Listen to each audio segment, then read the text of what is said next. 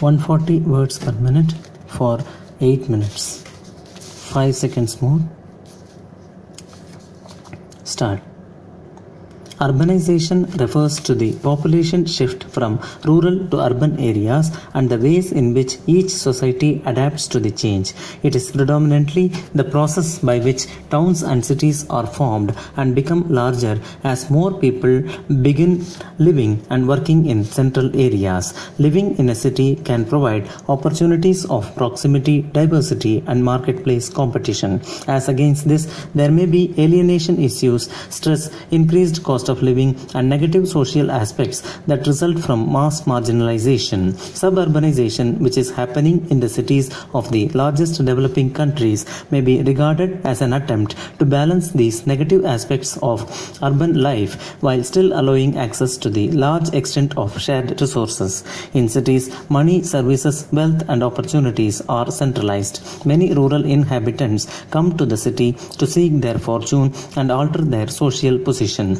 Businesses which provide jobs and exchange capital are more concentrated in urban areas. Whether the source is trade or tourism, it is also through the ports or banking systems commonly located in cities that foreign money flows into a country. Particularly in the developing world, conflict over land rights due to the effects of globalization has led to less politically powerful groups such as farmers losing or forfeiting their land, resulting in obligatory migration into cities.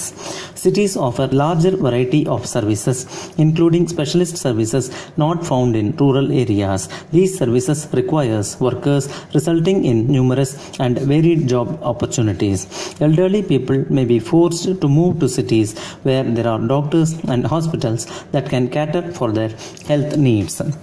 Varied and high quality educational opportunities are another factor in urban migration, as well as the opportunity to join, develop, and seek out social communities. Urbanization also creates opportunities for women that are not available in rural areas. This creates a gender related transformation where women are engaged in paid employment and have access to education.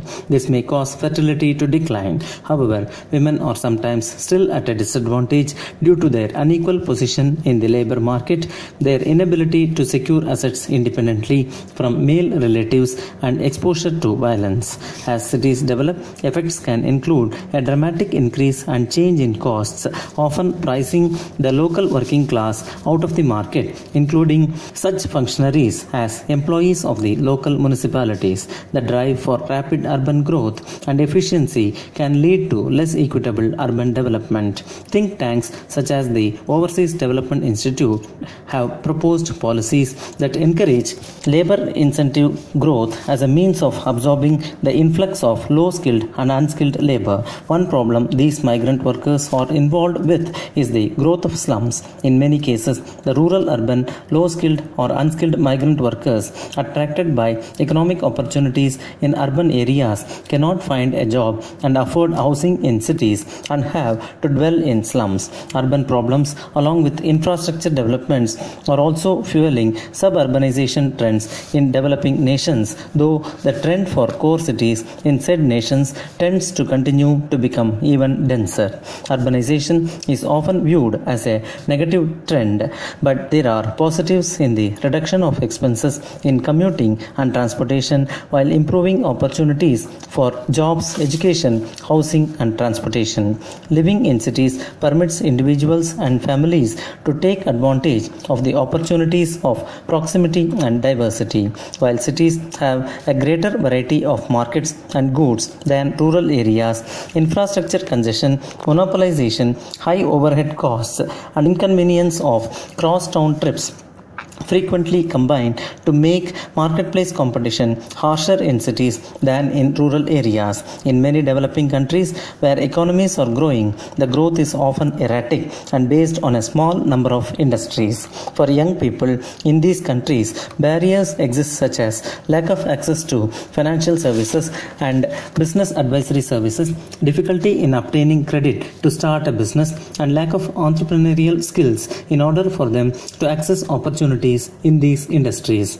Investment in human capital so that young people have access to quality education and infrastructure to enable access to educational facilities is imperative to overcoming economic barriers. In the developing world, urbanization does not translate into a significant increase in life expectancy. Rapid urbanization has led to increased mortality from non-communicable diseases associated with lifestyle, including cancer and heart disease. Differences in mortality from contagious diseases vary depending on the particular disease and location. Urban health levels are on average better in comparison to rural areas. However, residents in poor urban areas such as slums and informal settlements suffer disproportionately from disease, injury, premature death, and the combination of ill health and poverty entrenches disadvantage over time. Many of the urban poor have difficulty accessing health services due to their inability to pay for them, so they resort to less qualified and unregulated providers. While urbanization is associated with improvements in public hygiene, sanitation, and access to healthcare, it also entails changes in occupational, dietary, and exercise patterns. It can have mixed effects on health patterns, alleviating some problems and accentuating others. For instance, in children, urbanization is associated with a lower risk of undernutrition but a higher risk of overweight. Overall, body mass index and cholesterol levels increase sharply with national income and the degree of urbanization. Agriculturists have studied the effects of health of urbanization and globalization. Fast food is often the food of choice, which is causing a decline in health. Easier access to non-traditional foods may lead to less healthy dietary patterns. In India, the prevalence of diabetes in urban areas appears to be more than twice as high as in rural areas. In general, major risk factors for chronic diseases are more prevalent in urban environments. Different forms of urbanization can be classified depending on the style of architecture and planning methods as well as historic growth of areas. In cities of the developed world, urbanization traditionally exhibited a concentration of human activities and settlements around the downtown area, the so-called in-migration. In-migration refers to migration from former colonies and similar places.